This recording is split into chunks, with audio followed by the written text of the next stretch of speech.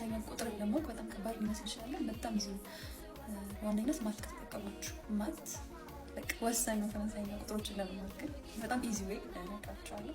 ግን መጀመሪያ ከ1 እስከ 20 ያሉትን በደንብ ማወቅ አለብን። በደንብ እነሱን ካወቃችሁ ከዛ በኋላ ያለው ሂሳብ እየሰራችሁ የምትሰሩት ነው። ከ1 እስከ 20 በደንብ ስሉ።